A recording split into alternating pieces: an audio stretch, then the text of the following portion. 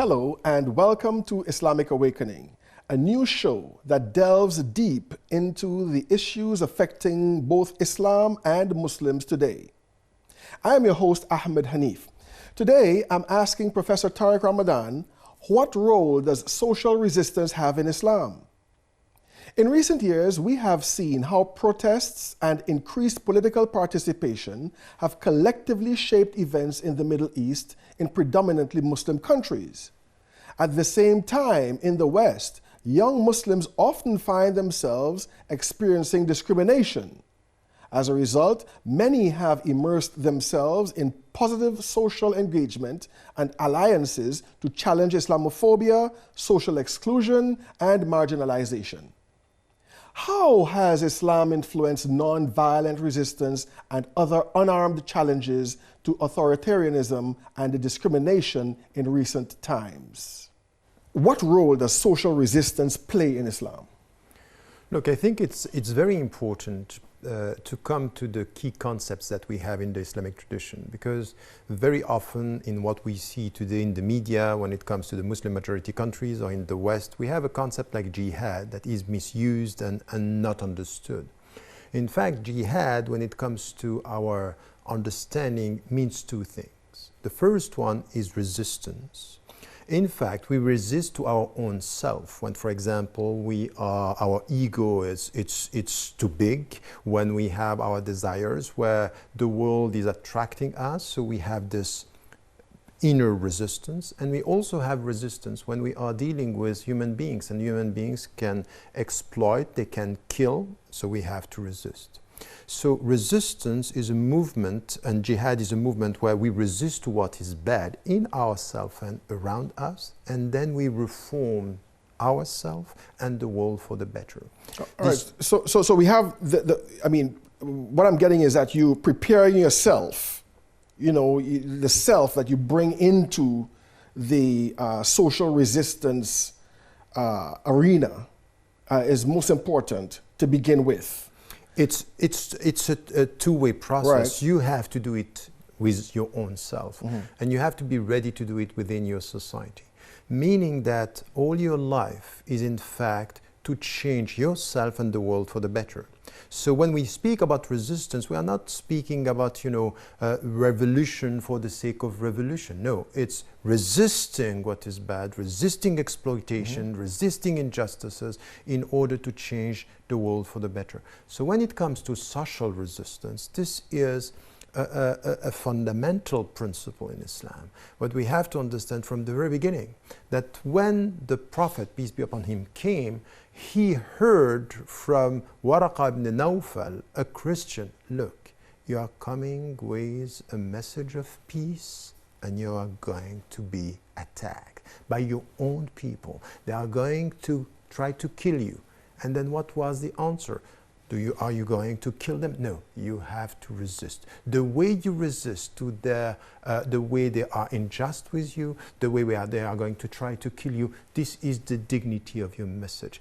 It's because you come with a message of peace that you have to be ready to resist, because what they want is war and exploitation. So the very essence of Islam has to do with this. And when it comes to our society, social resistance and non-violent resistance with your own self and the people is the essence of our message. Now, how did Islam impact the revolutions in the Arab world in a peaceful manner?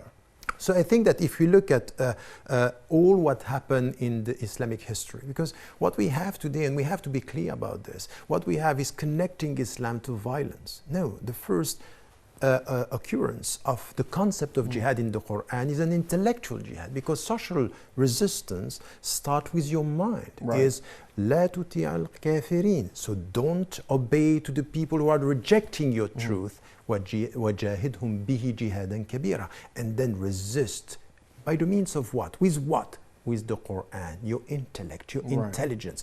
This is the starting point that we have in Islam. So the first part of the prophetic mission was resisting this oppression and to change the minds and the people around. What we have today, and we see these people taking into the street in the countries around, in the Middle East, and this happened in history, is just this translation today of the principles of Islam. We should be ready to face the dictators. We should be ready to face injustices. And this is the very meaning of faith. Faith should be visible in the way you resist to what is bad and the way you promote what is right. Let's go back a little bit. You had mentioned the intellectual aspect of it. You know, so could we say then that resistance first takes the form of discourse, the form of presenting a new world view, of criticizing or deconstructing the prevailing unjust system that we are in? Yes, and I think that you are completely right on this.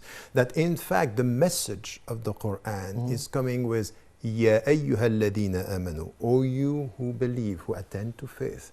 What are you going to do with this? Is be careful. Now, if there is one God, He's the only one that you have to worship, and then no other master, no other people to whom you can, for example, like Pharaoh saying, Ana rabbukumul a'la, I am your God, never. So it is, in fact, a discourse, a liberating process. And when we speak about social resistance, we are talking about a liberation process. Right. So we liberate ourselves from the oppression of the ego, as much as we liberate ourselves from the oppression of the dictators. So this is where, from the very beginning, it comes with a discourse, a vision, a world view that you have, that you need to get. So the meaning of this tawheed, that you worship only one God, means you do not worship people. You do not worship creations or creatures or systems. Yes. Exactly. So you have to liberate yourself.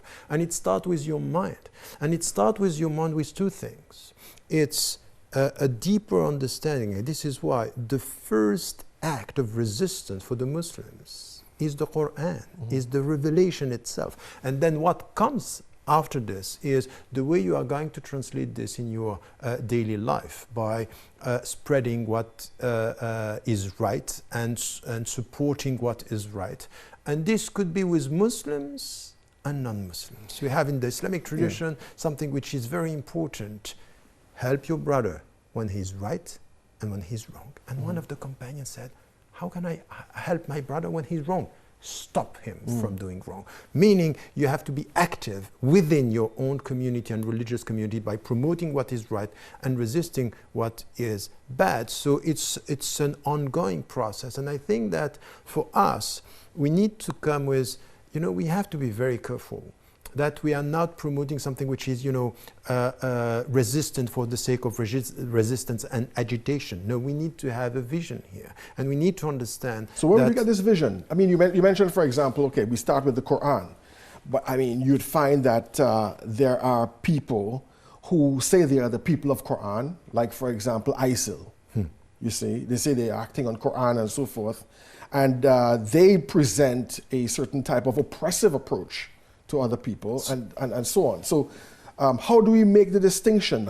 What is the proper approach to the Quran that we could have a healthy and just reaction to injustice? Yes, I think that that's an important point within, because what we have today is sometimes tensions among Muslims. And this is why we have to come back to the scriptural sources, and we also have to come back to our mind. And very often I'm saying to Sunni Muslims, you know what, we might have to learn from the Shia Muslims, because they put something which was the third reference, which is there in the Sunni, but sometimes at the second level, which is al-aql, which is wisdom, rational wisdom. You have to get the message with your mind, not only just repeat what is written in the text, but you understand what is in the text. So al-aql as a reference, it's important. And when you come to understand the overall message of Islam, and this is where you get this right by saying, look, there is an accepted diversity in Islam.